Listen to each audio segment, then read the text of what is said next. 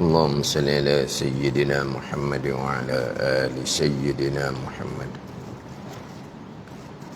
أعوذ بالله من الشيطان الرجيم. بسم الله الرحمن الرحيم. الحمد لله رب العالمين، والصلاة والسلام على سيد المرسلين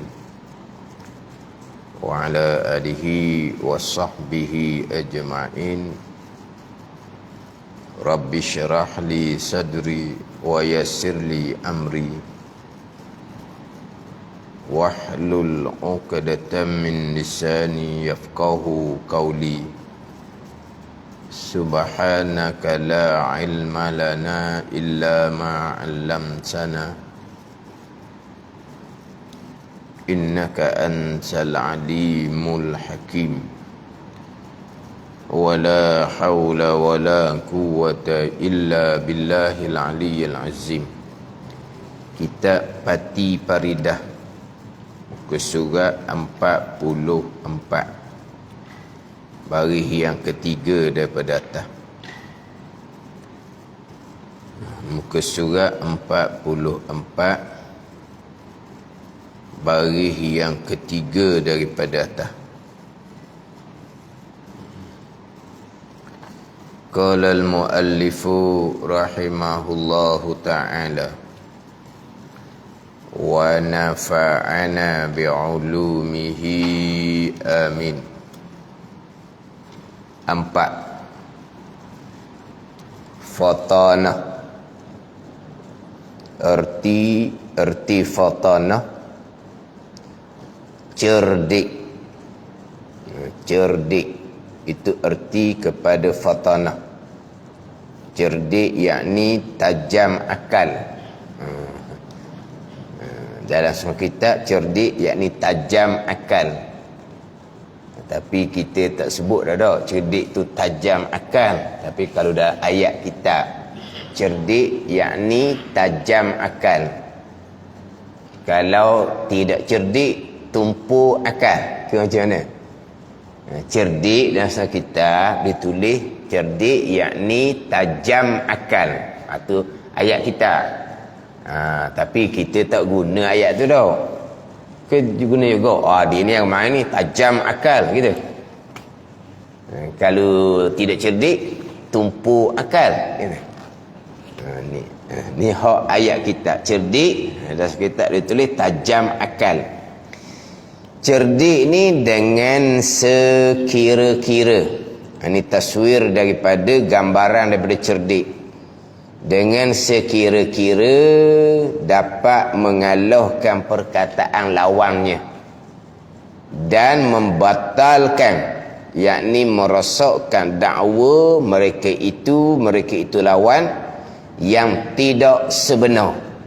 Ni cerdik ni dengan sekira-kira dapat mengalah perkataan lawannya dan membatalkan, yakni merosakkan dakwa mereka itu lawan yang tak sebenar. Itu cerdik.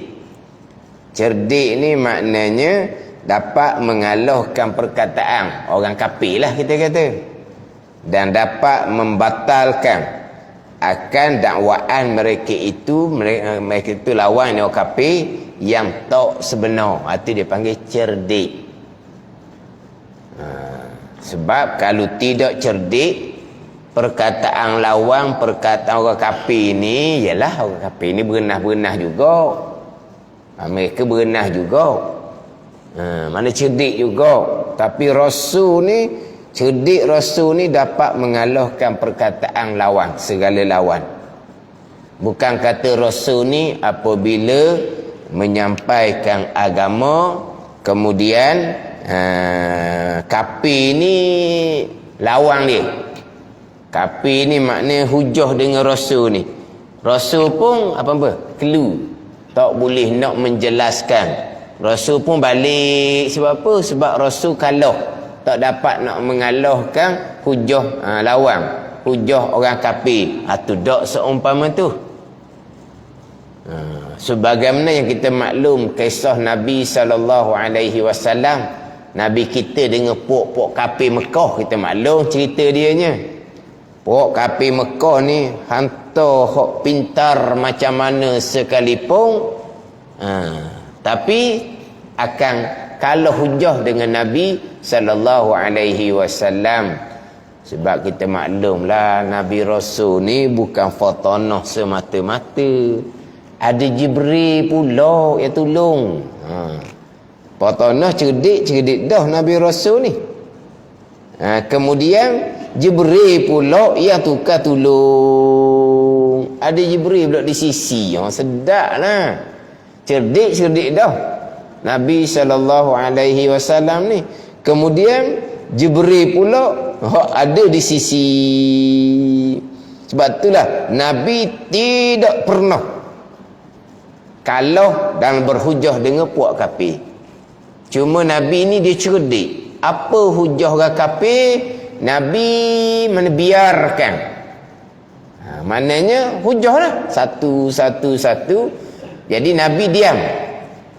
Orang kafir mula-mula kira sekali ni Nabi sallallahu alaihi wasallam tak boleh nak pergi dah tu. Sebab Nabi diam saja. Nabi diamlah sebab Nabi nak beri puak kafir ni hujah dahulu. Buat keluar dulu apa hujah puak kafir ni. Lepas tu Nabi diam. Pada ni buat keluar habis dulu modal mungkin tak. Buat keluar habis dulu modal mereka. Buat keluar. Jadi mula-mula orang kafir ni ingat tengok. Barulah apa ni? Bertemu buku dengan ruah benar. Ni Nabi sallallahu alaihi wasallam jumpa dah. Jumpa dengan gulawan molek ni. Sebab apa? Sebab Nabi senyap je. Nabi biarkan dahulu. Sampai masa Nabi jawab, keluarlah. Dah tak adalah Nabi cerdik, pintar, petoh. Kemudian Jibril pula ada di sisi nak pergi kok mana lagi. Akhirnya keluar. Akhirnya puak kawan-kawan dia kata, gu kita kena sihir dengan Muhammad dah. Hak tadi hak di atas ni hak paling pintar ni kira boleh makan ni. Akhirnya keluar kawan tu. Kena sihir ke Nabi Muhammad dah kawan dia ni. Gitu je lah. Dia hanya boleh menuduh sahaja. Sihirlah apa semua. Nak berhujah memang tak boleh. Sebab tu orang kafir ni dengan Nabi sallallahu alaihi wasallam kalau jerembung dia akan lari kot lain. Sebab apa? Memang tak boleh lawan. Memang tak boleh berhujah dengan Nabi sallallahu alaihi wasallam. Berhujah tak pernah menang pun. Kalah sama-sama. Tapi lagi nak ceritanya taufik hidayah milik Allah Subhanahu wa taala, bukan taufik hidayah milik Nabi sallallahu alaihi wasallam. Innaka la tahdi man ahbabta walakinnallaha yahdi man yasha. Engkau ya Muhammad tidak boleh bagi hidayah akan mereka yang engkau kasihi, iaitu Abu Talib, akan tetapi Allah Ta'ala lah yang bagi hidayah kepada sesiapa yang Allah kehendak. Innaka la tahdi man ahbabta. Sesungguhnya engkau ya Muhammad tak boleh bagi hidayah bagi mereka yang engkau kasih. Abu Talib ni siapa ke terakhir tu Nabi masih lagi dakwah tu supaya mengucap 2 kalimah syahadah. Tapi masa Abu Talib nak mati ni puak-puak pembesar Quraisy ni, hak kafir ni duduk di sisi ni. Jangan tinggal. Jangan tinggal hak lama. Kalau tinggal hak lama, malu kita dengan tok nenek. Ni. Puak-puak kafir Quraisy pembesar ni. Duduk jaga ni. Abu Talib ni takut nanti kan Nabi Muhammad sallallahu alaihi wasallam dakwah kan last minute kan asyhadu an la ilaha illallah wa asyhadu anna Muhammadar Rasulullah, tinggal hak tok nenek lah jadinya. Nanti macam mana nanti nak berhadapan dengan tok nenek ni puak-puak kafir. Nabi duduk ni dakwah ni duduk hasuk ni. Tapi dia kata engkau tak boleh bagi hidayah bagi sesiapa yang engkau kasihi, walakin Allah yahdi man yasha. Allah Taala yang beri hidayah kepada siapa yang Allah kehendak. Dalam ayat yang lain pula Tuhan kata ke Nabi kita, innaka la tahdi ila siratim mustaqim. Tadi innaka la tahdi, sesungguhnya engkau ya Muhammad tidak boleh bagi hidayah Ayat yang lain pula Tuhan kata innaka latahdi ila siratim mustaqim. Innaka latahdi, sesungguhnya engkau beri hidayah. Ni innaka la tahdi man ahbabta, sesungguhnya engkau ya Muhammad tidak boleh bagi hidayah kepada sesiapa yang engkau kasih ya Muhammad. Tapi di ayat yang lain pula Tuhan kata innaka latahdi ila siratim mustaqim, sesungguhnya engkau ya Muhammad boleh bagi petunjuk kepada jalan yang sebenar, boleh bagi hidayah pada jalan yang sebenar. Mana pula gitu? Innaka latahdi, hidayah yang sampai kepada maksud. Innaka latahdi ila siratim mustaqim, maknanya Nabi hanya boleh bagi petunjuk kepada jalan saja, kepada jalan sampai kepada maksud. Yang menjalani jalan yang sebenar ni hanya milik Allah. Jadi hak Nabi dia panggil hidayatut tariq. Mana apa ni? Nabi boleh bagi petunjuk kepada jalan yang sebenar. Ni jalan sebenar, ni jalan sebenar, ni jalan tak sebenar ni. Nabi hanya boleh bagi petunjuk, boleh bagi jalan. Ni sebenar, ni sebenar. Tetapi hidayah yang sampai pada maksud, yang mana boleh kekuatan boleh mengikuti jalan sebenar ni hanya milik Allah Subhanahu wa taala. Jadi hidayah itu tariq ni rasul, ni ulama, orang yang mengajar, orang yang menyampaikan, orang yang berdakwah. Ni orang mengajar, orang menyampaikan, orang yang berdakwah, setakat tunjuk jalan sebenar. Itu je. La tahdi ila siratim mustaqim, tunjuk kepada jalan sebenar. Ni jalan sebenar ni. Ni orang dakwah ke, orang nasihat ke, orang nasihat samalah. Dia boleh nasihat tunjuk jalan yang sebenar, tetapi boleh mengikuti jalan sebenar sampai pada maksud hanyalah hidayah milik Allah Subhanahu wa taala. Tapi hidayah ni kepada jalan sebenar, tunjuk jalan sebenar, Nabi ada hidayah ni. Sampai kepada orang yang dakwah, orang yang nasihat, ada hidayah ni. Mana apa? Tunjuk jalan yang sebenar. Orang hak dengar dakwah ni, orang hak dengar nasihat ni, dia pun hanggu, iyalah betul lah tu, sebenar dah tu. Tapi tak gerak juga. Sebab apa ni? Tak ada hidayah yang sampai kepada maksud, yakni turut jalan yang sebenar. Hak tu hanya milik Allah Subhanahu wa taala. Ada ni. Jadi kalau nak kira kok, Nabi ni fatanah cerdik, pintar, tak pernah kalah berhujah dengan puak kafir, ada Jibril sebelah kok, tapi hakikatnya taufik hidayah milik Allah Subhanahu wa taala. Manusia adat kata kok, dengan Nabi sallallahu alaihi wasallam keturunan pembesar-pembesar Quraisy. Bukan Nabi ni tok nenek dia orang biasa-biasa. Kita naik ada tahta tu, kalau kita baca dalam sejarah kan, menjadi raja tok nenek Nabi sallallahu alaihi wasallam, menjadi pembesar. Nabi ni bukan daripada keluarga orang biasa-biasa. Bukan setakat tok nenek Nabi ni pembesar-pembesar. Tok nenek Nabi di kalangan orang yang akhlak cukup baik. Walaupun dalam keadaan kafir Mekah ni puak jahiliyah, walaupun kafir Mekah ni puak jahiliyah, tapi tok nenek Nabi di kalangan orang yang berakhlak mulia. Bukan kata tok nenek Nabi ni orang-orang yang menzalimi orang, tidak.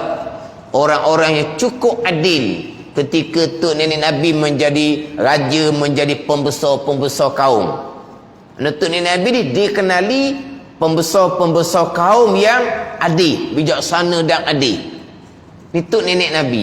Maknanya Nabi ni keturunan yang terkemuka lah di kalangan kafir Mekah ni. Bukan mari daripada keturunan hak biasa-biasa. Takkanlah orang besar nak turut seseorang yang lahir daripada keturunan hak biasa-biasa. Komanglah orang besar nak turut seseorang yang lahir daripada keturunan bawahan. Ada. Nabi keturunan atasan.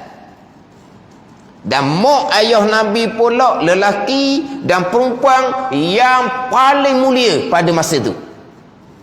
Yang paling baik yang pada masa itu. Siapa lelaki yang paling baik? Abdullah bin Abdul Muttalib. Siapa yang paling baik dengan perempuan? Aminah. Ni hak paling baik. Mana patu Nabi pula daripada budak lagi sudah banyak berlaku irhas.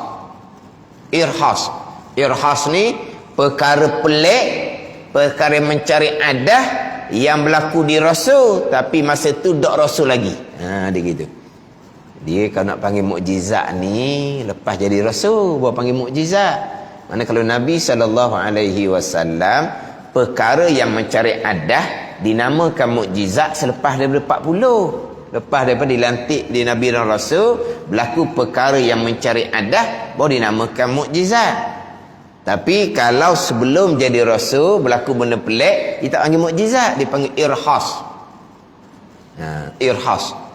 Irhas ni saya pun nak letak makna tak pandai.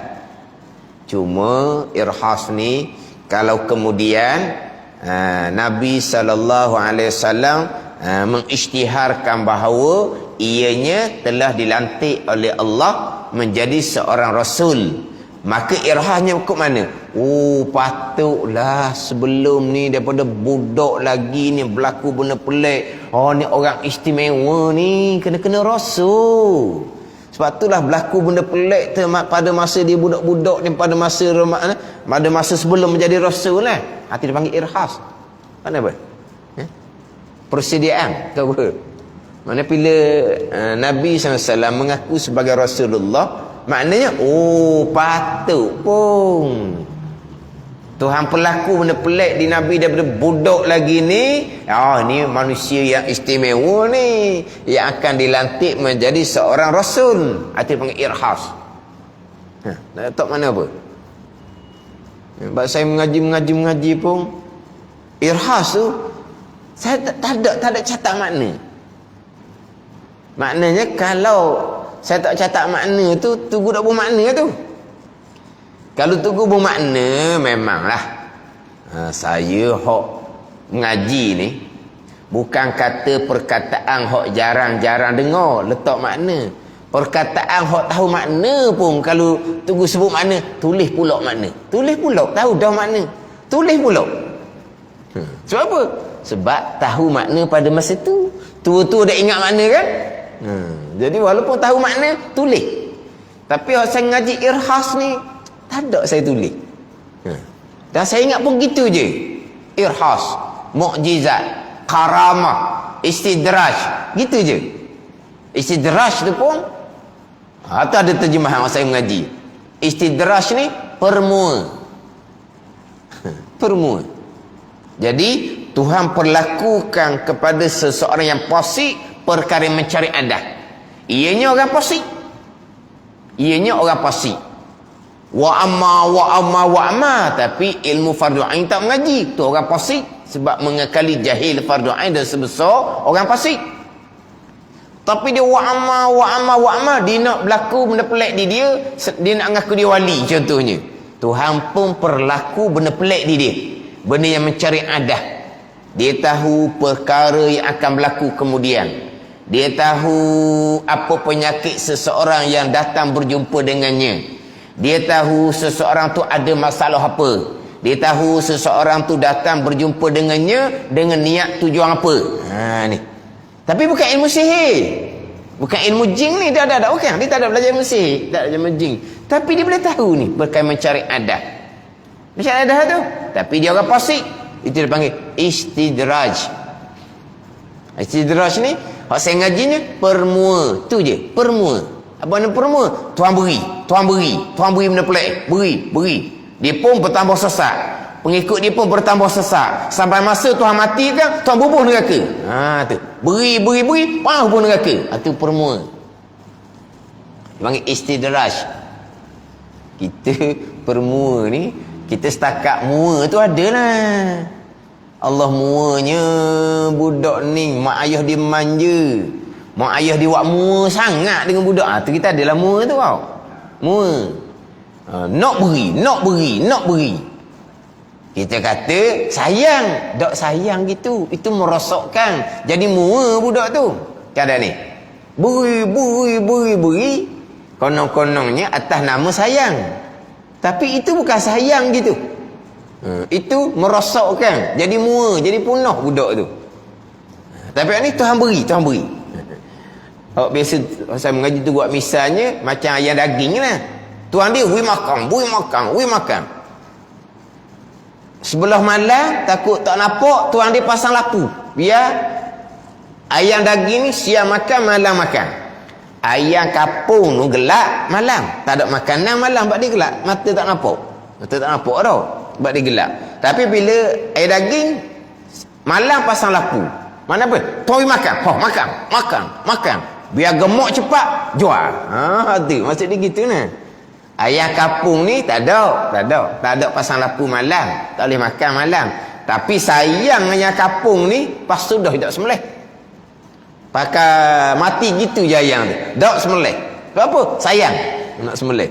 Tapi ayam daging diwi makan siang malam.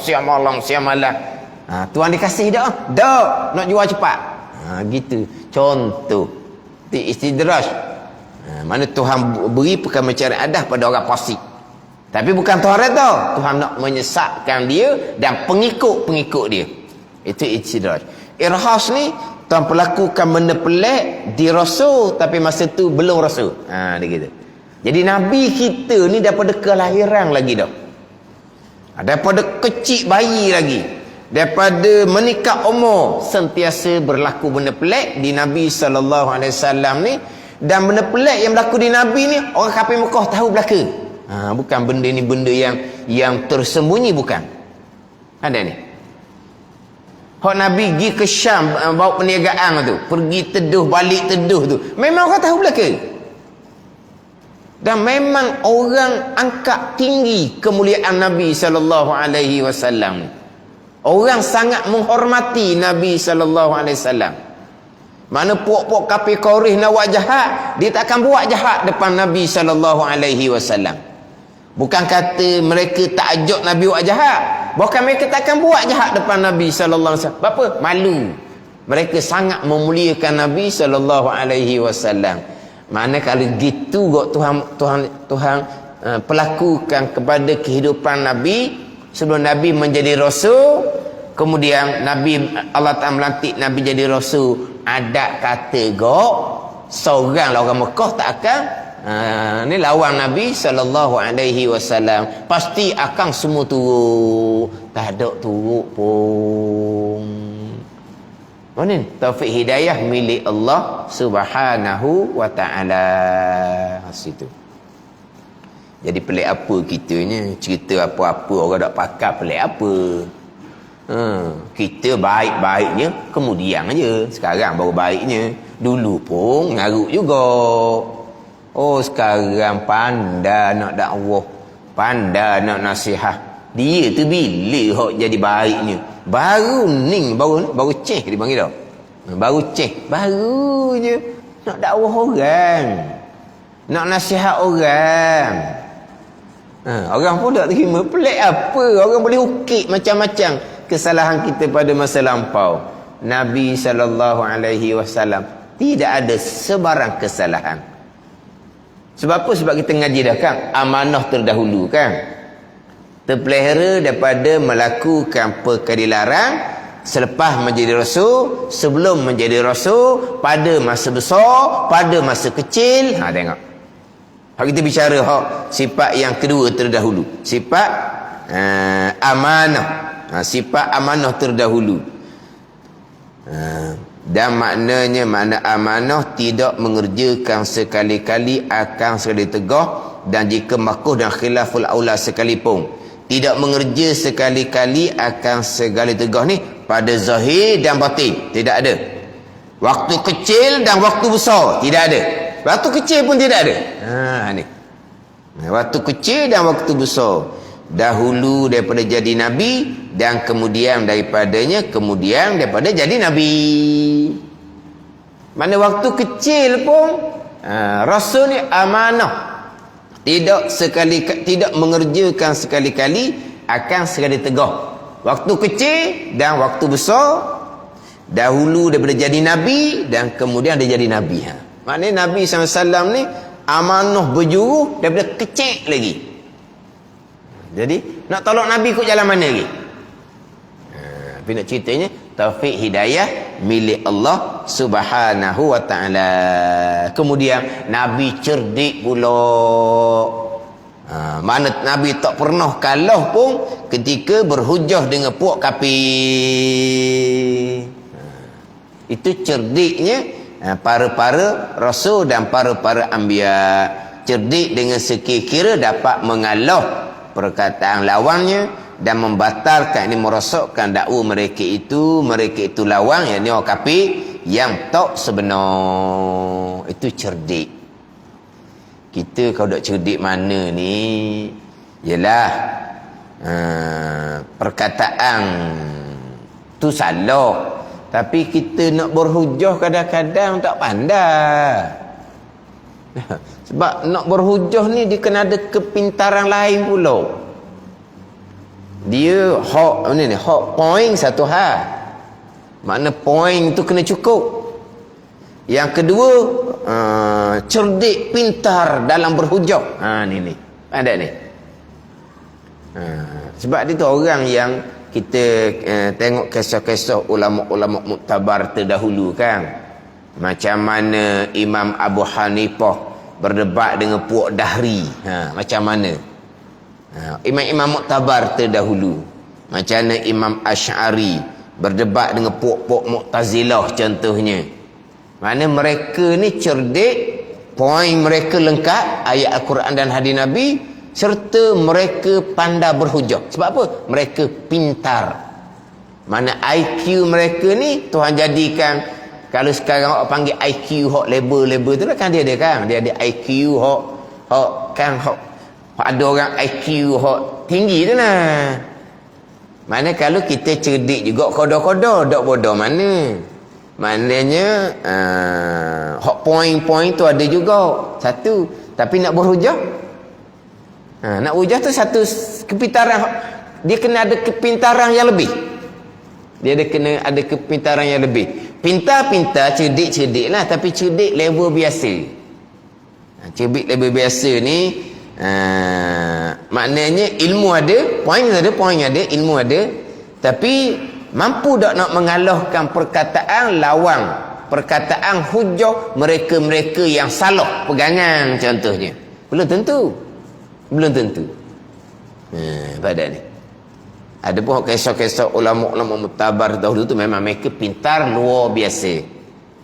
Itu semua adalah kurniaan Allah Subhanahu wa ta'ala. Tapi hak rasul ni bukan setakat cerdik pintar, bahkan ada malaikat Jibril di sisi. Itu fatanah, cerdik. Yang mana dalam jangan lupa dalam kitab Hidayatus Subyyan kita terdahulu didatangkan sifat rasul 3 je. Sidik, amanah dan tabligh. Fatanah tidak didatangkan. Contoh lagi kitab Hidayatus Subyyan. Itu kitab-kitab yang biasa orang ngajar kampung belakang lah tu. Kita Hidayatus Salikin kita baca yang kedua tu lah. Bicara bab sifat rasulnya, sidik, amanah dan tabligh. Fatanah tidak didatangkan. Sebab fatanah ni setengah pandangan dia sudah masuk di bawah tabligh. Dia nak menyampaikan agama, sebagaimana Nabi sallallahu alaihi wasallam nak menyampaikan agama kepada puak jahiliyah. Puak jahiliyah dia panggil. Puak yang tidak bertamadun. Puak yang bertamadun kita maklumlah sebelah Palestin tu. Sebelah Palestin tu puak yang bertamadun sebab mereka rasul.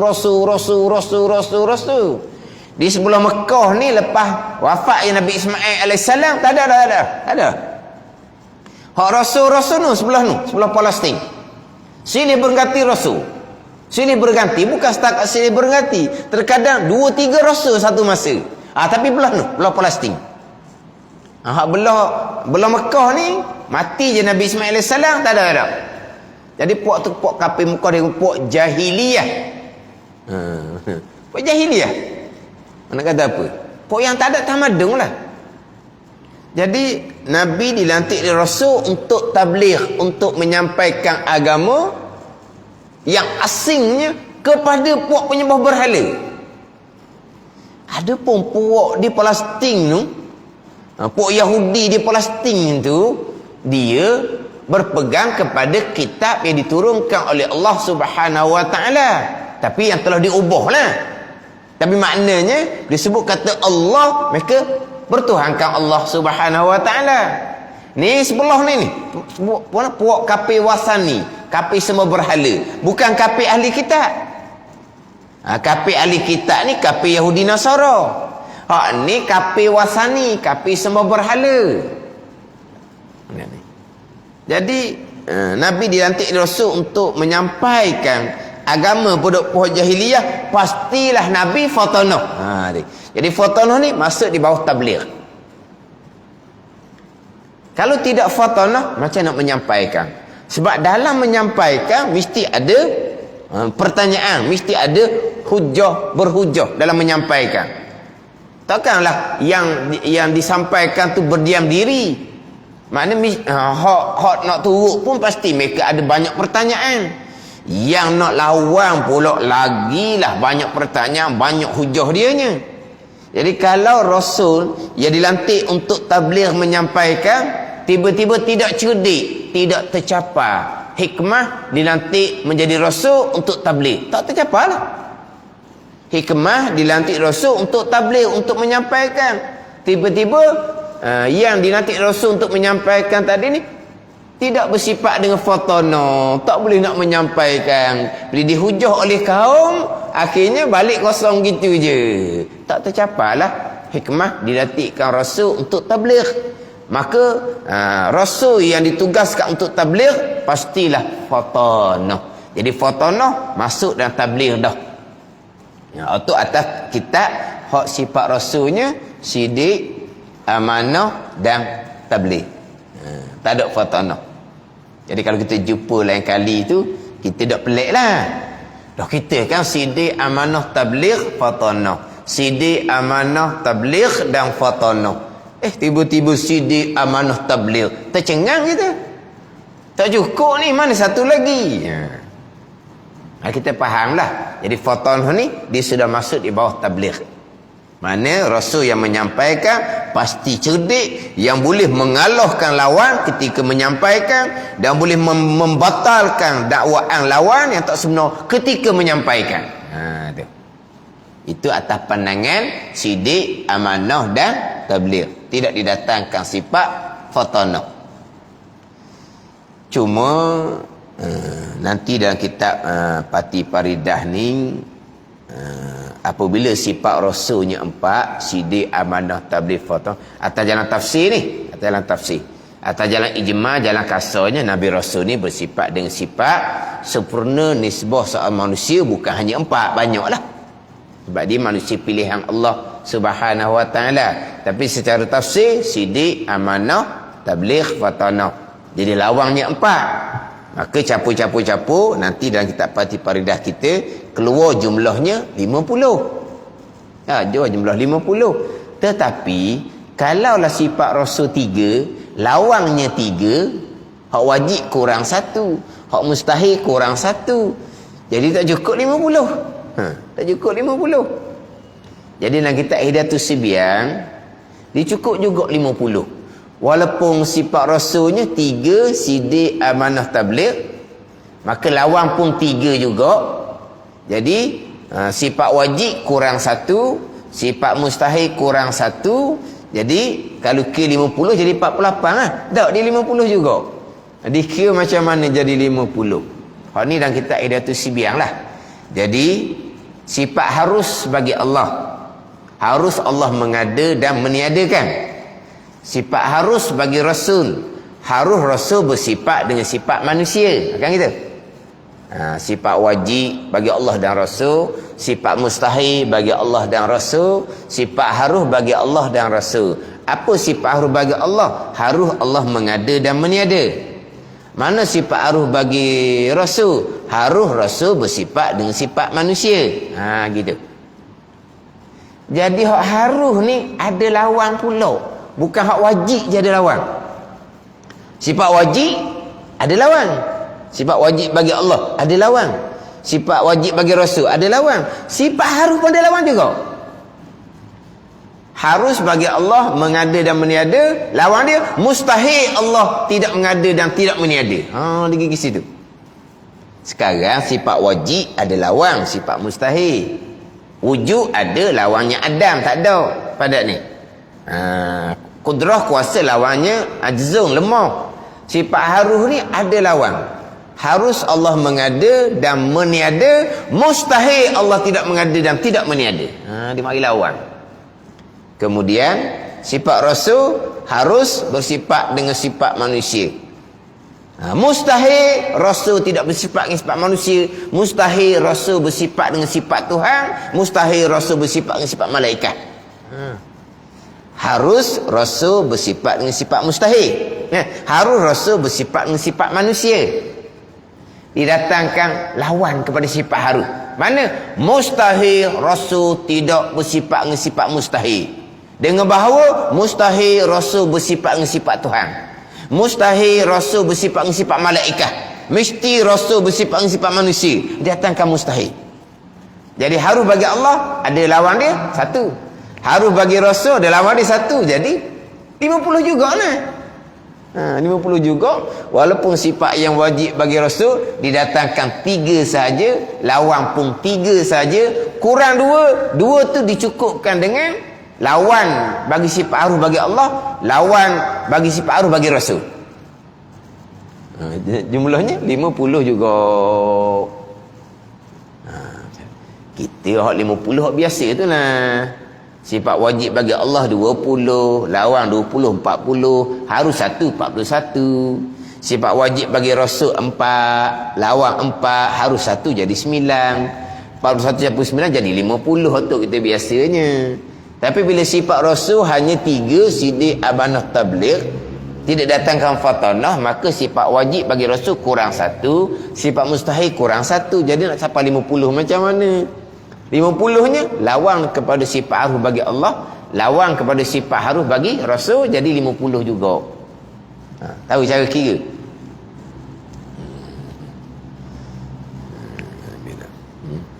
Jadi kalau kita jumpa kitab, kita ada tersalikin kita lah. Sifat Rasul 3 jua, sidik, amanah dan tabligh, yang mana sifat fatanah sudah masuk di bawah sifat tabligh. Rasul yang diperintahkan menyampaikan agama, pastilah Rasul yang menyampai ini cerdik, yang boleh mengalahkan perkataan lawan ketika menyampaikan agama, dan dapat membatalkan dakwaan orang kafir yang tak sebenar ketika menyampaikan agama.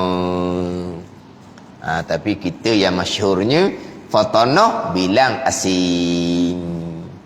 Jadi sifat yang wajib bagi Rasulnya 4. Macam nak kita pati paridah, barulah tak payah nak orang banyak.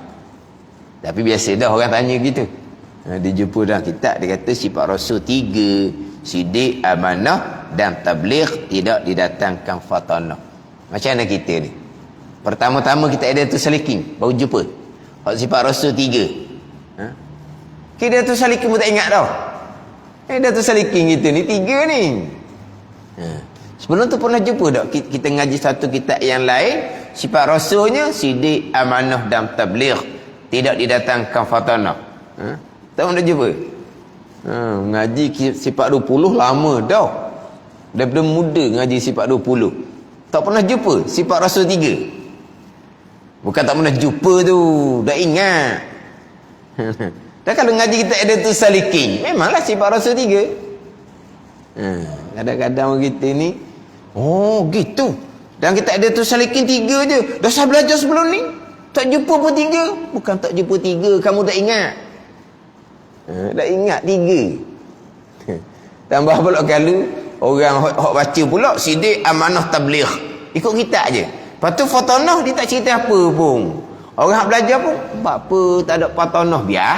Orang hak mengaji pun tak tanya. Orang hak mengajar pun tak cerita. Tak tahu jugalah. Atas pandangan sifat Rasul 3 yang wajib wajib mengetahui dan berpegang cara tafsir 3 ni, kenapa tidak dikatakan fotonah? Sebab fotonah sudah masuk di bawah tabligh atas pandangan ni. Kemudian kita balik kepada bicara fotonah. Kita ni bicara sifat yang wajib pada akal di Rasul. Kita bicara sifat yang wajib pada akal di Rasul. Kemudian wajib pada syarak kita berpegang akan sifat yang wajib pada akal di Rasul ni. Kan kita kan sidik, amanah, tabligh, fatanah wajib pada akal. Mana tidak tergambar di akal kita kalau Rasul tak ada sifat sidik.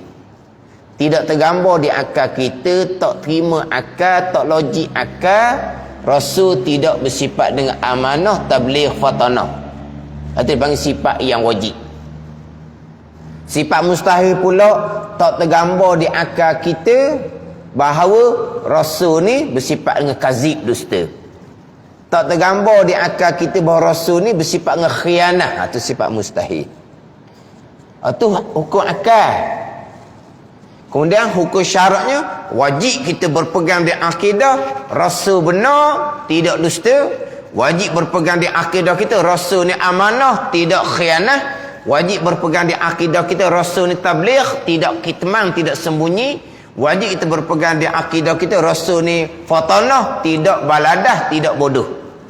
Ini wajib syarat atas kita berpegang akan sifat yang wajib bagi Rasul dan berpegang akan sifat yang mustahil bagi Rasul.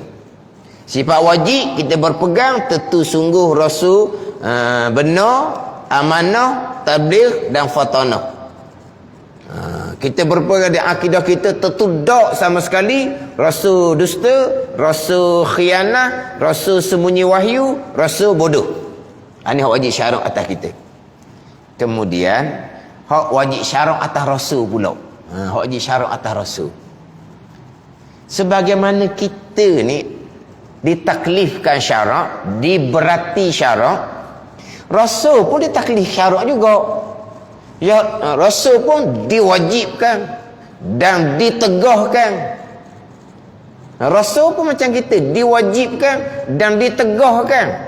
Tapi Rasul ni maksum, terpelihara daripada melakukan tegahan. Berarti tegahan juga pada Rasul tu. Cuma Rasul ni terpelihara. Gitu. Kan kita panggilkan Rasul ni maksum. Apa makna maksum? Rasul ni terpelihara daripada melakukan perkara yang dilarang. Berarti perkara tu atas Rasul pun dilarang juga. Bukan atas ummah je dilarang. Atas Rasul pun dilarang. Tapi Rasul maksum, terpelihara. Ada ni. Mana Rasul ni ditaklif syarat macam kita juga. Bukan terkadang kita sunat, Rasul wajib. Kita sunat ibadah korban, Rasul wajib ibadah korban. Pada ni. Apa laginya?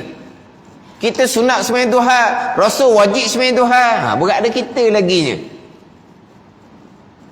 Kepada kita umat disunatkan, kepada Rasul diwajibkan. Mana atas Rasul ni ada kewajipan dan larangan. Kita ni ada kewajipan dan larangan. Rasul kita Nabi SAW. Nabi ni ada surah larangan, Rasul dianya Nabi sendiri lah. Sebab Nabi SAW ni menjadi Rasul kepada sekalian. Bal ila nafsih. Bukan Nabi kita menjadi utusan, bukan kepada diri Nabi sendiri. Bukan Nabi menjadi utusan kepada manusia sahaja. Bukan Nabi kita menjadi utusan kepada diri Nabi sendiri. Nabi wajib sembahyang. Daripada mana? Daripada Nabi sendiri sebagai Rasul. Pada ni. Kita wajib sembahyang kerana syariat yang datang oleh Nabi. Nabi wajib sembahyang kerana syariatnya baru datang oleh dia sendiri. Maknanya Nabi menjadi rasul, menjadi utusan, kita faham dah. Menjadi rasul kepada sekalian manusia, jin dan manusia. Nabi menjadi rasul bukan hanya pada jin dan manusia, bal ila nafsih, bukan Nabi menjadi rasul kepada diri Nabi sendiri. Maka Nabi pun ada kewajipan macam ummah, dan Nabi pun ada larangan macam ummah. Ada.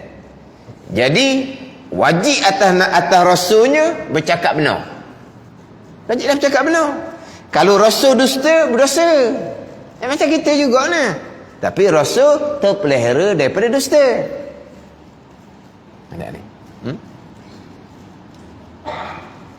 Jadi sekarang hukum akal kita, hukum akal rasul wajib sidik. Hukum akal ni rasul mustahil dusta. Atas kita hukum akal. Atas rasulnya, rasul wajib cakap benar, rasul dilarang cakap dusta. Dia gitu. Tapi hukum akal tadilah. Tapi kalau kita, kalau kita dari segi hukum akal, kalau rasul dusta mustahil pada akal. Mana ni?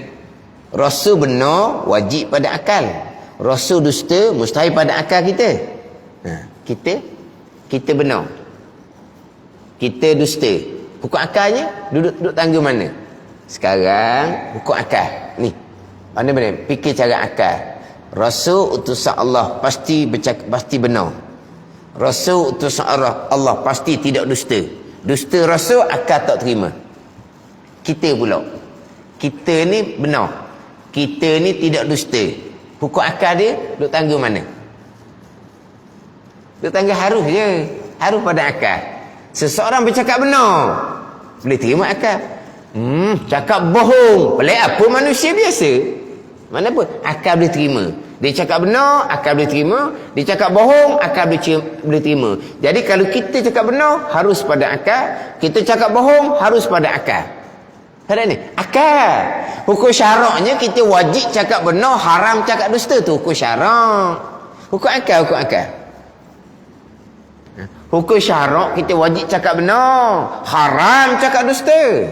Tu hukum syarak, undang-undang agama. Hak tak jadi hukum akal. Ni kita nilai hukum akal. Kalau kita bercakap benar, harus je.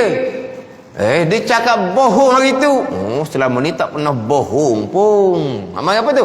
Dia bohong tu harus pada akal, tapi mustahil pada adat. Apa mustahil pada adat? Sebab sama-sama dia tak pernah bohong. Tiba-tiba sekali tu dia bohong. Dia bohong pelik. Ada masalah apa tu? Dia tak pernah bohong. Mana wajib pada adah dia cakap benar. Sebab memang dia cakap benar sama. Tu wajib pada adah. Adah ni apa? Hak sama-sama, hak sentiasa. Mana kalau orang ni sentiasa cakap benar, tak pernah sekali pun bohong, kita pun hukum adah dia wajib cakap benar, dia mustahil adah bohong. Tiba-tiba sekali tu dia cakap bohong. Pelik budak ni. Tak pernah lagi dia cakap bohong ni. Pada ni. Mana mustahil pada adat. Tapi boleh berlaku lah. Sebab dia ada masalah lah tu. Dari segi akal boleh terima je. Harus pada akal. Syarak kita faham lah syarak. Wajib cakap benar. Haram cakap dusta tu hukum syarak. Hukum akal lain, hukum adat lain. Pening gitu dah. Follow. Sekali wajib, sekali harus, sekali mustahil. Cakap benar wajib pada syarak. Cakap benar harus pada akal. Cakap benar kalau orang yang baik wajib pada adah, mustahil pada adah kalau dia cakap bohong. Tu adah dia sama, dia ni memang orang yang dipercayai. Mana wajib pada adah, dia mesti cakap benar. Sebab apa? Sama-sama dia benar. Satu ketika tu dia jadi bohong. Mustahil. Mustahil apa? Mustahil ada. Akal boleh terima. Akal boleh terima. Ada masalah tu dia jadi bohong tu. Tapi pelik tu. Pelik. Apa pelik? Tak serupa macam skala. Menyalahi adah. Tak pernah selama kenal dia ni, tak pernah sekali pun dia bohong. Kalau dia bohong sungguh sekali ni, Allah pelik sungguhlah. Dia panggil berlaku perkara yang mustahil ada. Warna kita Hukum syarak, hukum akal, hukum adat. Biar jadi banyak sikit. Jadi kita balik semula, atas rasul ada kewajipan syarak. Wajib rasul benar. Dusta rasul dilarang. Wajib rasul amanah berjuruh. Khianah rasul dilarang. Itu hukum syarak atas batang tubuh rasul. Wajib rasul menyampaikan. Sembunyi dilarang kepada rasul. Ni. Pada ni. Mana kalau rasul dusta, dosa. Kalau rasul khianah, berdosa. Kalau rasul sembunyi wahyu, berdosa. Tapi rasul maksum, terpelihara daripada melakukan dosa. Tak berlaku di rasul. Tapi hukum larangan dusta atas rasul, hukum larangan khianah atas rasul, hukum larangan sembunyi wahyu atas rasul, adalah. Tu perkara yang terlarang belaka. Tapi rasul maksum, rasul terpelihara. Tu 3 sifat. Kemudian rasul ni cerdik. Rasul cerdik. Hukum syarak atas rasulnya macam mana? Hukum akal atas kita, wajib rasul cerdik. Pada ni. Wajib syarak atas kita, berpegang rasul cerdik. Hukum akal, wajib pada akal kitanya, rasul cerdik. Hukum syarak atas kitanya, wajib kita berpegang rasul cerdik. Kita berpegang rasul cerdik, itu pahala akidah, pahala pegang, pahala iman. Pahala akidah tu, pahala iman tu. Kita berpegang rasul cerdik. Dan kita berpegang rasul cerdik, memang kita berpegang sentiasa rasul cerdik. Maknanya kita boleh pahala. Pahala akidah, pahala iman. Apakah hukum syarak atas rasul? Cerdik rasul tu. Hukum syarak atas kita, berpegang rasul cerdik. Hukum syarak atas rasul? Rasul cerdik, rasul boleh pahala. Kalau rasul bodoh, rasul berdosa. Tapi rasul tidak bodoh lah, sebab rasul maksum, terpelihara daripada dosa. Sekarang ni kalau rasul cerdik, rasul boleh pahala. Cerdik rasul, adakah wajib syarak? Adakah wajib syarak atas rasul? Ada. Tak masuk. Tak masuk dalam hukum syarak atas rasul. Sebab cerdik ni bukan perkara ikhtiari. Bukan perkara yang bangsa pilihan. Ada. Bercakap benar, pilihan rasul. Amanah, pilihan rasul. Tabligh, pilihan rasul menyampaikan. Fatanah, bukan pilihan rasul. Itu bukan benda ikhtiari, bukan benda yang boleh buat. Boleh pilih, boleh buat ke cerdik bodoh ni? Boleh pilih, boleh buat cerdik, boleh pilih, boleh buat bodoh. Tak boleh lah ni. Tak boleh nak pilih dia yang buat. Jangan gitu. Allah, kamu ni buat kau cerdik sikit, boleh buat ke cerdik? Kan kadang-kadang kan, buat kau cerdik sikit, jangan bodoh sangat. Jadi cerdik bodoh ni boleh buat berkali. Ataupun dia kata, kamu ni buat bodoh kau sikit. Kalau kamu buat cerdik, semua benda orang akan suruh kamu buat. Kalau kamu buat bodoh ni, orang kurang sikit suruh buat apa-apa. Ada benda cerdik boleh buat, bodoh pun boleh buat. Tu bukan buat dah, tu berlakon dah kau ni. Tak, bukan. Dia cerdik bodoh ni bukan benda ikhtiari. Maka tak ada hukum syarak atas rasul. Bukan kata rasul diwajibkan cerdik. Bila rasul cerdik, rasul dapat pahala. Dah. Itu tak ada hukum syarak di situ. Tapi memang rasul diwajibkan menyampai. Rasul menyampai, rasul boleh pahala. Betul? Rasul diwajibkan benar. Rasul benar, rasul boleh pahala. Betul? Rasul diwajibkan amanah. Rasul amanah, rasul boleh pahala. Betul? Sebab rasul pun ada taklif syarak, ada hukum syarak. Rasul diwajibkan fatanah. Apabila rasul fatanah, rasul boleh pahala. Ada. Itu bukan perkara ikhtiari dipanggil. Bukan benda yang boleh pilih. Dia dosa pahala ini berkait dengan benda ikhtiari. Benda yang kita boleh pilih untuk melakukan. Badan ni. Barulah ada hukum syarak. Hukum syarak, suruhan dan larangan atas perkara yang ikhtiari, pilihan. Kalau perkara tu bukan pilihan, tak ada hukum dia. Tak ada hukum. Ada ni. Pilihan, contoh-contoh pilihan. Dalam sembahyang kita berkata-kata batal sebab kita memilih. Tapi dalam sembahyang kita terlatah. Terlatah bukan pilihan. Dia terkeluar bukan pilihan. Tak batal sembahyang sebab bukan ikhtiari. Ada ni.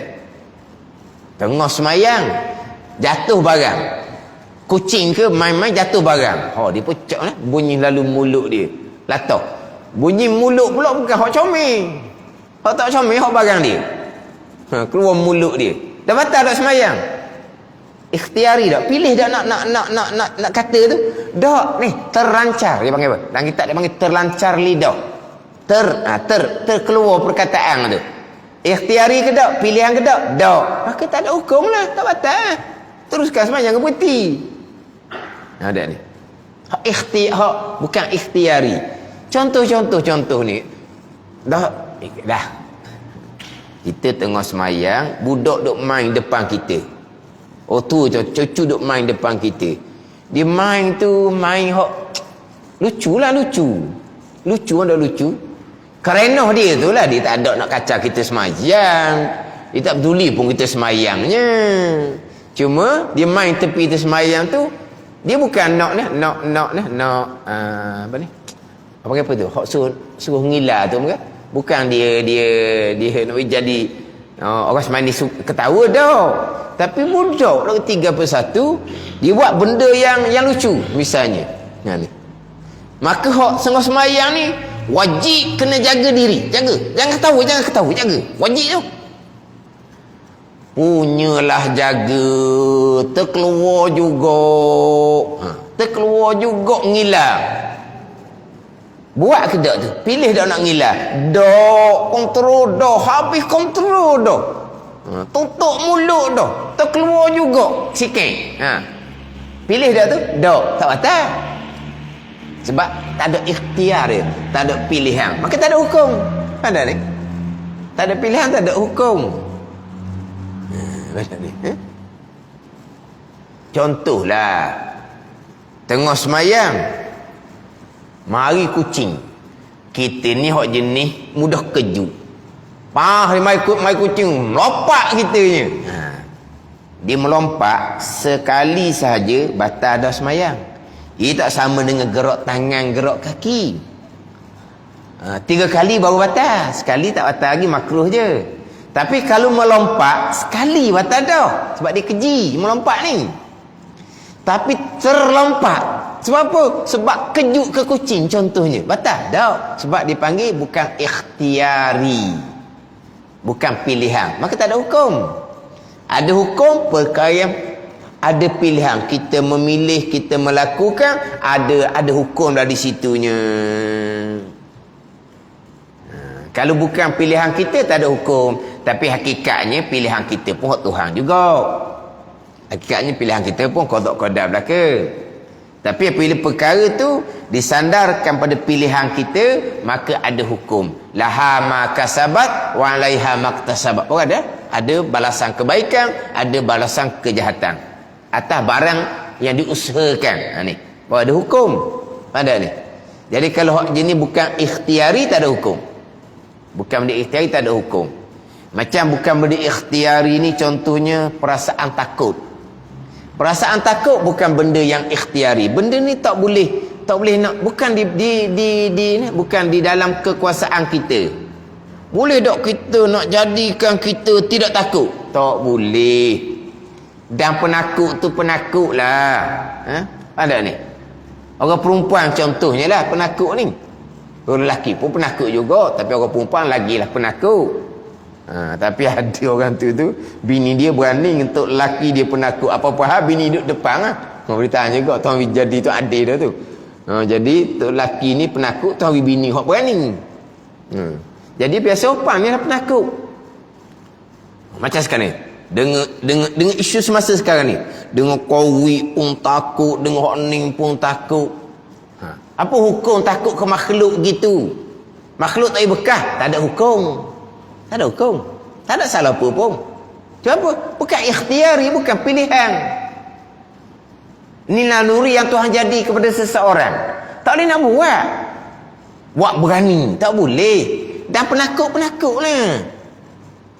Orang perempuan tu seorang di rumah. Rumah jauh sikit daripada orang. Lewat sikit suami balik. Takut tak? Takut. Jangan buat takut. Buat berani. Buat berani macam mana? Tak nak buat. Akan timbul perasaan takut. Berapa? Tengah malam dah ni.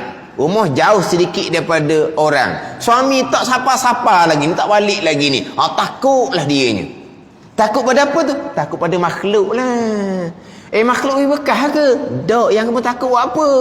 Dosa kamu. Dosa apanya? Takut ni bukan benda ikhtiari. Bukan benda pilihan. Tak ada hukum di situ. Pada ni. Samalah takut dengan COVID dah. Bagai-bagai cerita ni. Jadi takut bukan trauma jadinya. Bukan setakat takut dah lah. Trauma ni sudah jadi, sudah terlebih dah tu. Dah trauma dah. Takut satu hal, trauma. Tapi itu kan benda ikhtiari. Tak ada hukum. Dulu kan, takut pada COVID, syirik kepada Allah. Sebab takut pada makhluk yang tak berkah. Ni pun orang belaka ni. Dia kata, takut pada Allah adalah pegangan Allah. Takut pada Allah tu pegangan. Ni orang ceramah belaka ni. Jahilnya salah sangat-sangat. Akhirnya orang yang takut pada COVID, syirik kepada Allah. Sebab COVID tak berkah, dia takut. Ni memang berat sangatlah. Salah sangat-sangat. Mana jahil sangatlah panggil. Lepas tu saya biasa cerita kisah seorang baba bila orang tanya di dalam kuliah, apa hukum takut ke COVID, syirik ke tak? Tak ada pasal-pasal. Baba ni tanya, dalam ramai-ramai ni siapa bini dua? Dia tanya. Orang tanya bab takut ke COVID ni syirik ke tak? Dia pergi tanya ramai-ramai, ada tak bini dua? Tak ada seorang bini dua. Sebab apa tak bini dua? Kerana takut ke bini. Syirik ke takut ke bini? Dia tanya. Faham lah. Ada ni. Dia mana cerdik. Orang tanya apa hukum takut pada COVID, syirik ke tidak. Orang tak tanya soalan bodoh gitu. Tapi orang mengajar ni kata takut pada COVID, syirik kepada Allah. Ni pelik belaka ni. Jadi apa ni kita tanya, soalan kalau kita kata soalan lari lah soalan tu. Orang tanya lain lagi, tanya dalam ramai-ramai, siapa bini dua? Tak ada seorang. Kenapa tak bini dua? Takut ke bini. Dah syirik tak takut ke bini? Tu lah maksud dia. Lama mana tu orang duduk pusing gitu tu. Syirik kerana takut ke COVID. Allah kata pun orang lah. Yang merosok-merosokkan ni mari daripada orang agama jugalah. Yang beruniform agama, yang dianggap berpengetahuan agama, tapi sebenarnya jahil agama. Timbul-timbul tuduhan pelik-pelik tu dengan Dajjal lah, dengan Yahudi lah, daripada orang agama juga. Dajjal ni, orang Islam ni Dajjal, ni Dajjal. Mudah-mudah je. Sebab apa Dajjal? Sebab dia pembohong. Betul ke dia pembohong? Dah dulu cocok duduh, sekarang ni cocok booster pula. Dia siapa bohong? Dah duduh kan dulu, duduh pada masa tu. Lepas tu kenapa dia tiga? Tengok pada semasa lah pula macam mana. Hak duduh tu dia punya ketahanan dia lama mana? Sebab benda baru, benda yang ikhtiar usaha manusia. Gitulah kedudukan dianya. Nak sempurnanya kok mana? Dusta ke? Dustanya kok mana? Mudah-mudah kita kata dusta Dajjal. Sebab dusta. Yang dustanya siapa sebenarnya? Yang menyatakan orang dusta tu pendusta. Jangan mudah-mudah. Tapi orang lain pun akan tunggu. Dajjal. Dia kata Dajjal pada orang Islam. Dia kata Yahudi pada orang Islam. Ni. Jangan. Merosokkan. Dia merosokkan orang lain pula yang menuruti. Mudah. Tuduh Dajjal lah. Macam-macam. Kita nak tuduh orang dusta ni kena ingat baik. Ini tuduhan kepada seseorang. Kalau seseorang tu tidak dusta, berat nanti. Lepas tu yang menuduh pula orang rupa agama. Diangkat sebagai tuan guru oleh orang jahil. Tapi melontarkan perkara yang seumpama tu diturutilah oleh orang jahil juga. Akhirnya Dajjal kan orang Islam, Yahudi kan orang Islam. Macam-macam yang letak kepada orang Islam. Dia kena beringatlah. Kena beringat. Rupa tu rupa agama macam tadilah. Setakat takut pada COVID syirik, salah sangat-sangat. Sebab ini benda yang bukan ikhtiari, bukan pilihan. Ada ni. Benda yang ittirari dia panggil, tak ada hukum. Tak ada hukum. Tapi kita kena imbang lah, takut lah, tapi kita kena ada redha, dia kena ada tawakul, kena ada belaka lah. Sebab kalau tidak, takut sangat-sangat, stres pula jadinya. Stres lah kalau takut sangat-sangat. Takut air lari dah kitanya, takut. Dah kih masih lagi 3,000. Terengganu pula kematian kadang-kadang tertinggi kematian di Terengganu ni. Tak takut apa? Kan ada kadang dalam berita tu kan, kematian 20 orang, 30 orang, yang paling ramai Terengganu. Maka timbul takut. Tapi lama-lama jadi apa? Jadi kalih dah. Lama jadi kalih dah. Tu. Mana apa ni sudah apa? Sudah tenang lah orang panggil. Lepas tu kita takut tu takut, tapi kita kena banyak sabar, redha, tawakul. Itu atas dalaman masing-masing lah. Kalau takut boleh bang, dia jadi trauma, tapi jangan berani sangat. Jangan berani sangat. Itu semua ujian daripada Allah. Sampai bila? Itu khijaan Allah. Lepas tu hak vaksin yang datang, itu pun khijaan Allah. Vaksin tu orang kafir buat. Orang kafir buat tu pada zahir. Sekalian qada dan qadar Allah. Dah kenapa orang Islam bodoh tak buat vaksin? Kamulah bodoh sebab kamu tak pandai buat vaksin. Dia tanya. Orang Islam bodoh. Tengok orang ni company farmasi dunia boleh belia-belia. Siapa bodoh? Kamulah yang bodoh kalau tak pandai nak buat vaksin. Tanya pula. Dah orang Islam tak pandai. Dah ambil hak orang kafir buat dah selama ni. Duk makan ubat darah tinggi, duk makan ubat kecil manis, duk makan ubat apa lagi selama ni? Duk makan Panadol. Siapa buat? Pelik apanya? Mana dia kata orang Islam, siapa bodoh? Sebab yang kaya company obat. Betul lah. Siapa bodoh? Kamulah bodoh. Mana zahir tu tuan susung benda tu mari daripada orang bukan Islam. Tapi hakikatnya semuanya susunan Allah Subhanahu wa taala. Selama mana COVID ni, selama mana vaksin ni, atas ujian Allah Subhanahu wa taala. Mana ni? Cerita makhluk-makhluk tak boleh. Lepas tu cerita orang kafir boleh pula. Tu vaksin orang kafir buat. Tu vaksin orang kafir buat. Mana orang kafir buat? Kodak-kodak belaka tu kan. Kalau kita nak balik pada hakikat. Puak ni kalau cakap makhluk dia kata syirik. Vaksin orang kafir buat, boleh pula. Mana ada orang kafir buat vaksin tu? Kodak-kodak belaka. Hakikat dia gitulah. Kalau nak cakap kafir buat pun cakap lagi lah. Tapi peliknya puak ni apabila cakap makhluk buat dia kata syirik. Tapi orang kafir buat boleh pula. Sama je makhluk belaka tu. Bagi kita ni itu semua adalah aturan Allah Subhanahu wa taala. Ujian Allah Subhanahu wa taala. Bahagian kita jaga diri, jaga keluarga molek. Jangan mudah-mudah nak tuduh orang ni dajjal Yahudi, jangan. Banyak benda yang kita tidak tahu. Kita jaga mulut, jaga tangan kita. Terutama sekali dalam FB tu jangan. Jadi setakat takut itu benda bukan benda ikhtiari, tak ada hukum. Kita bicara cerdik bukan benda ikhtiari, tak ada hukum. Adakah kalau kita cerdik boleh pahala? Tak. Adakah kita bodoh jadi berdosa?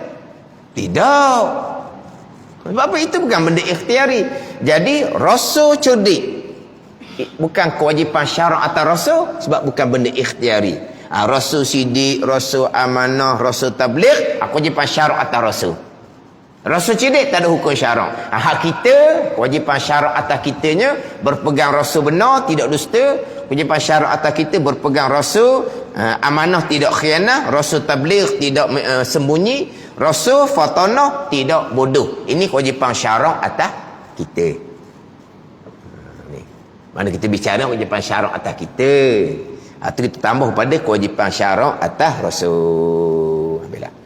Dalil fatanah, kalau rasul tidak cerdik, nescaya tidak kuasa mengalah lawangnya, dan tidak kuasa itu mustahil. Itu dalil akan Wallahu a'lam.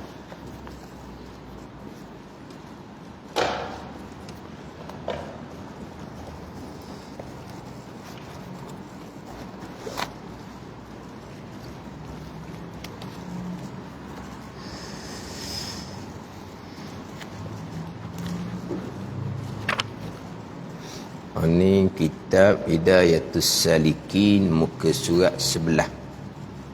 Hidayatus Salikin muka surat 11, baris yang ke 12 daripada bawah. Baris yang ke 12 daripada bawah.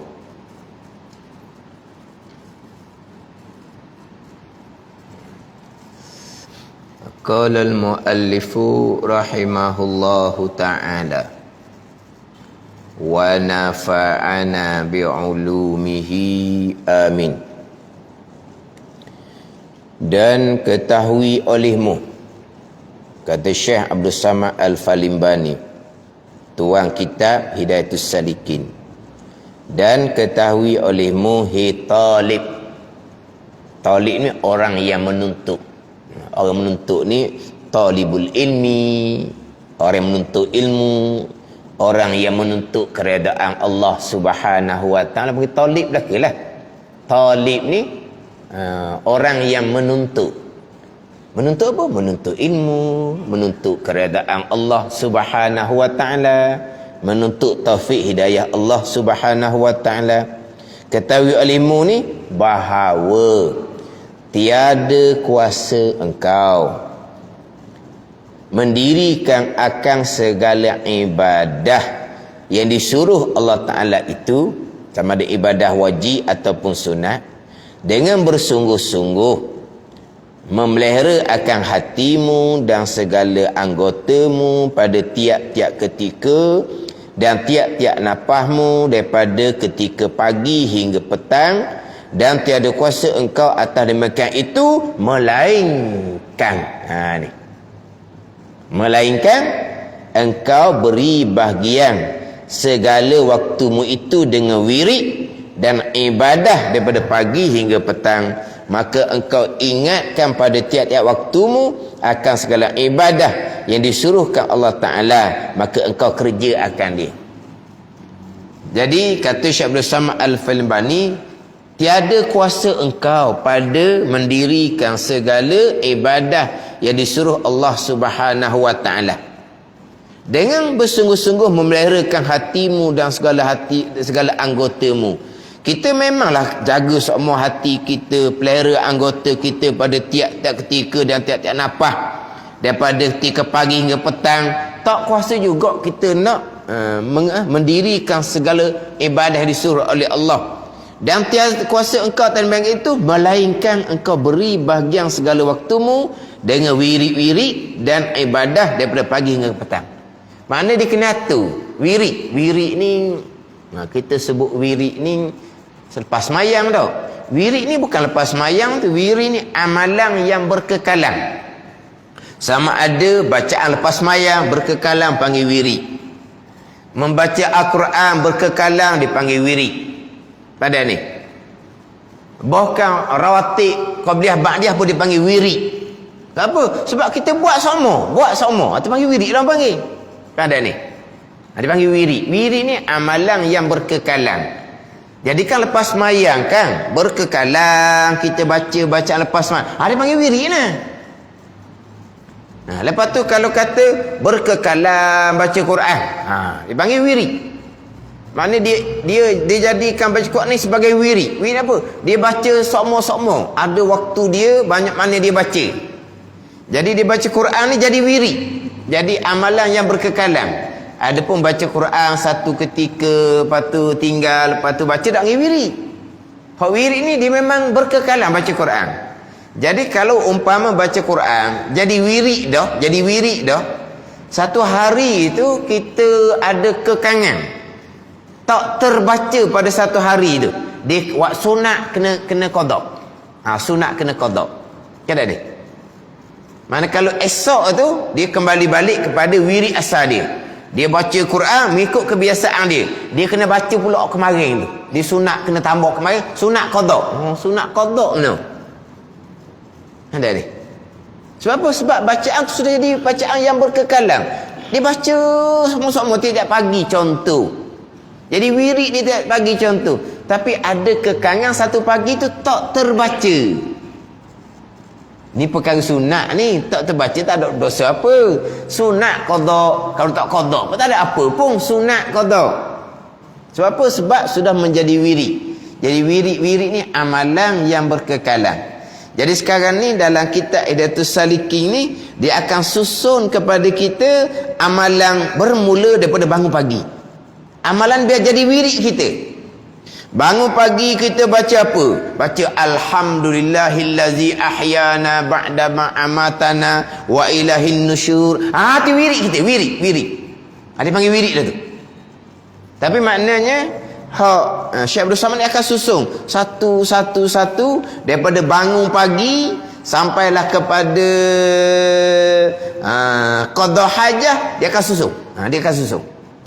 Bangun pagi baca apa semua selesai. Yang pertamanya kita qada hajah. Ke bangun pagi tak qada hajah. Jadi ni Syekh Abdul Samad akan susun pula qada hajah. Ni biar kita susun ikut aturan. Syarak atur macam mana qada hajah ni. Buat macam mana, baca macam mana. Ni. Kemudian lepas qada hajah nak berwuduk pula. Macam mana cara berwuduk? Ni disusun dalam kehidupan ni. Selepas selesai berwuduk, maka nak gilah pula ke masjid. Dia panjang cerita bab mandi, bab tayamum. Selesai dia bicara nak pergi ke masjid. Disusun pergi ke masjid.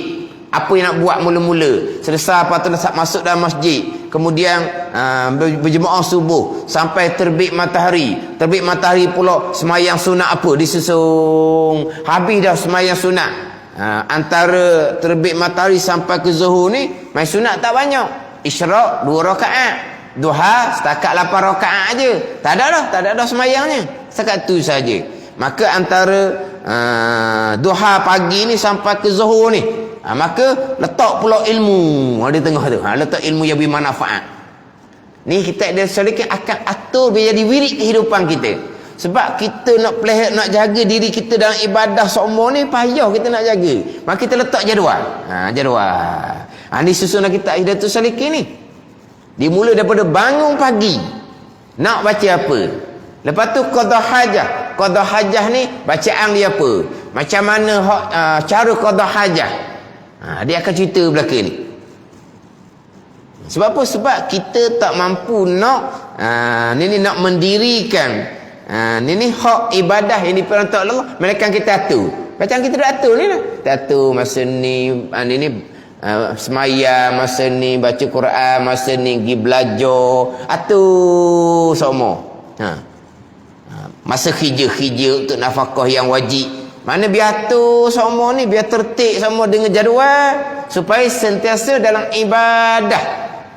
Daripada bangun pagi sampai ke tidur malam ibadah. Sebab kita nak mendirikan segala ibadah sentiasa ni, kita tidak kuasa, melainkan kena atur molek. Ni kita Hidayatus Salikin dia akan atur.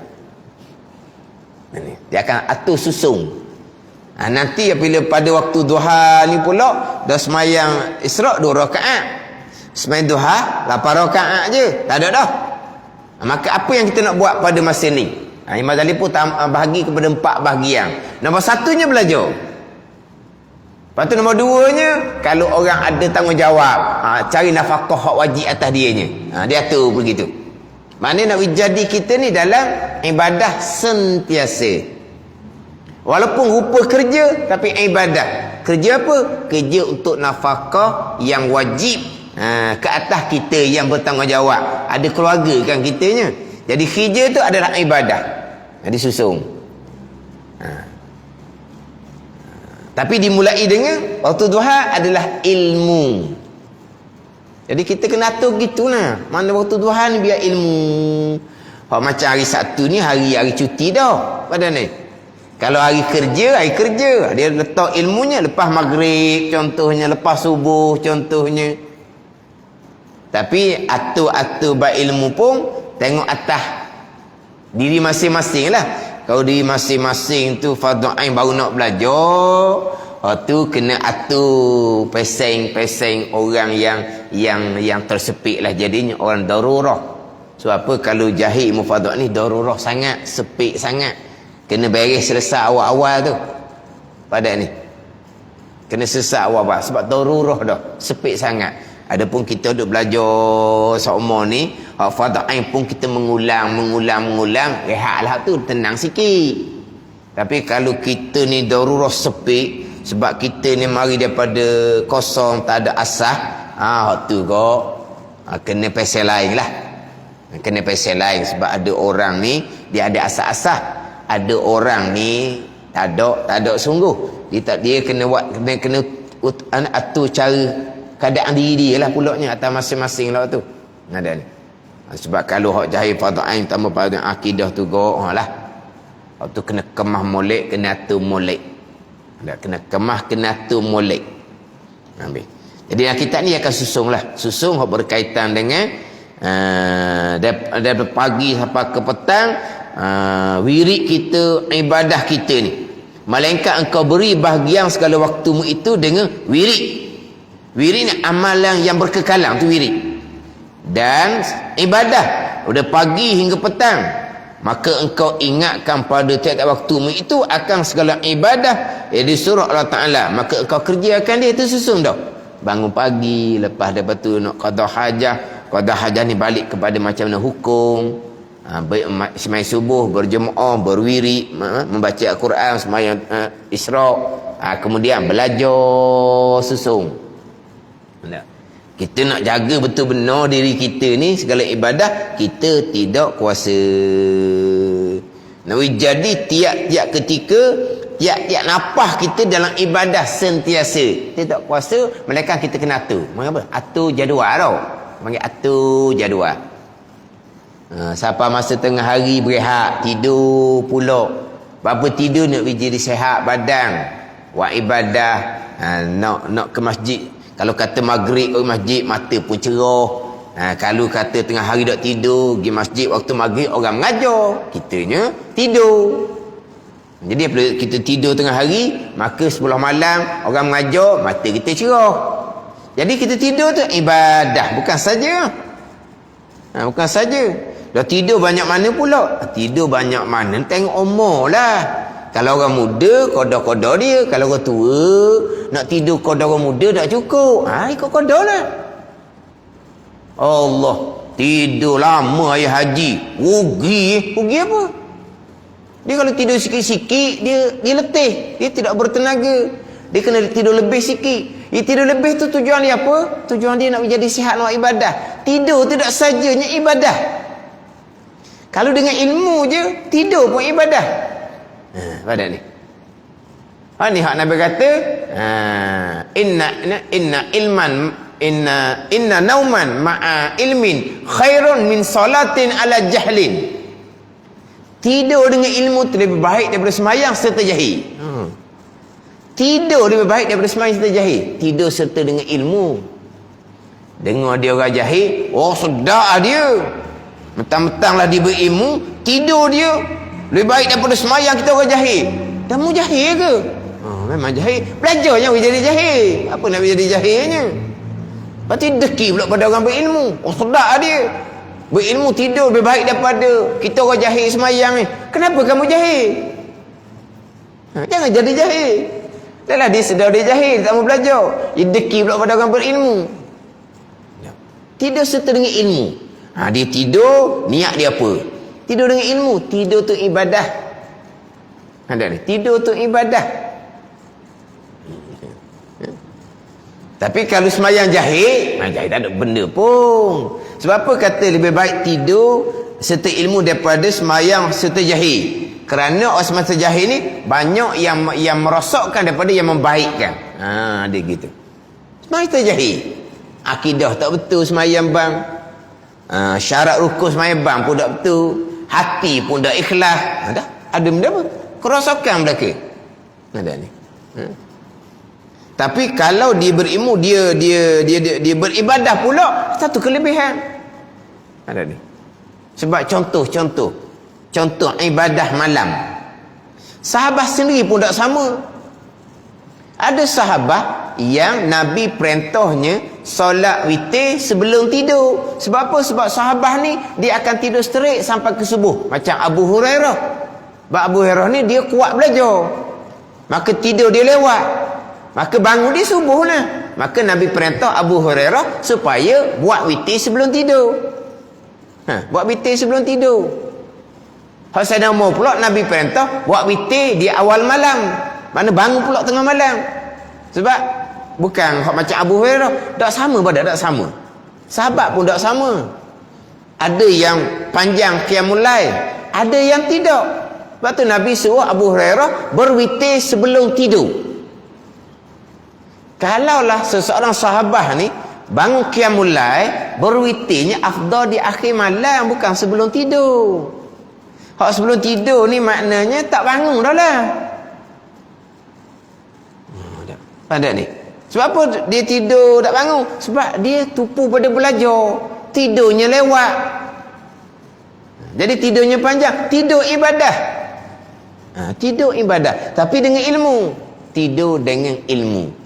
Lebih baik daripada sembahyang serta dengan jahil. Dia sedar dia jahil. Oh, sedar begitu. Mentang-mentang lah saya jahil. Kenapa kamu jahil? Jangan ada nama jahil tu. Ilmu dunia, ni pernah saya cakap.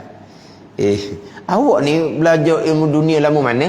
Dia pun ceritalah siapa ke masuk tinggilah universiti apa semua. Kamu kira daripada darjah 1 mau 2 tahun sampai universiti, berapa belas tahun kamu belajar? Dia pun kira.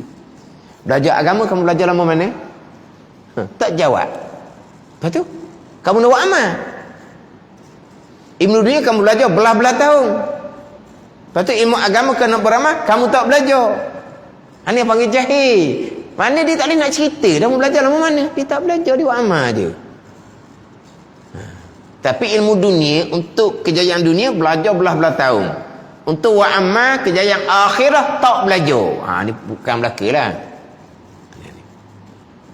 Jadi dalam kehidupan ni, dia kena susun dengan ilmu. Susun dengan ilmu, semuanya akan jadi ibadah. Walaupun rupa tidur. Tidur ibadah, makan minum ibadah. Pada ni sebab apa? Sebab makan minum untuk supaya sehat, beribadah kepada Allah Subhanahu wa taala. Cuma tak kuasa, kata Syekh Abdul Samad Al-Falimbani, nak supaya mendirikan ibadah ni setiap masa tak kuasa, melainkan dia kena susung atur. Kena susung atur dengan wirid, dengan ibadah dari pagi hingga ke petang. Mana siapa masa ni nak buat ni, siapa masa nak buat ni. Ni kalau kita kata orang tua-tua kita gitulah. Kan dia kerja buat dah patching dah. Dia atur macam mana? Tak ada benda lain. Dia atur dah pagi, lepas tu duha, dia atur dah. Lepas tu tengah hari, lepas tu nak berehat masa mana.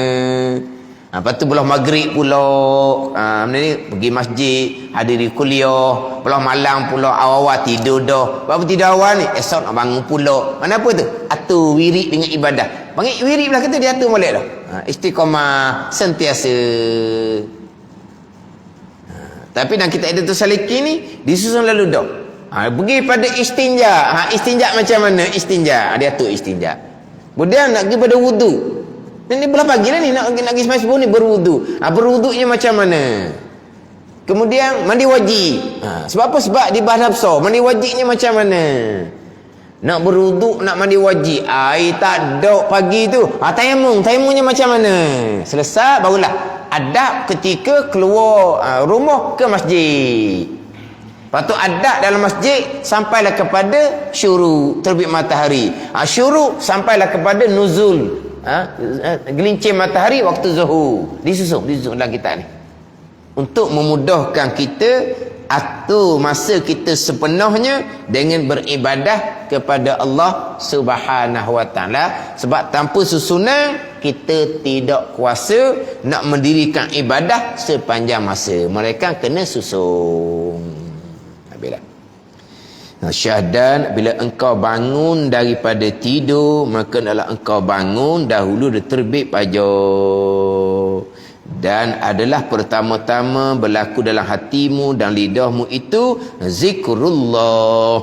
Maka baca olehmu pada ketika itu, alhamdulillahilladzi ahyana ba'dama amatana wa ilahin nusyur. Tapi bacaan tu lagi panjang. Sekurang-kurangnya hak dia baca ni cukup dah. Ni panjang lagi ni, hak Syekh Abdul Samad susun ni panjang-panjang lagi ni. Asbahna wa asbahal mulku lillah. Hak tu biasa dengar dalam radio tau. Radio acting tau. Asbahna wa asbahal mulku lillah tu.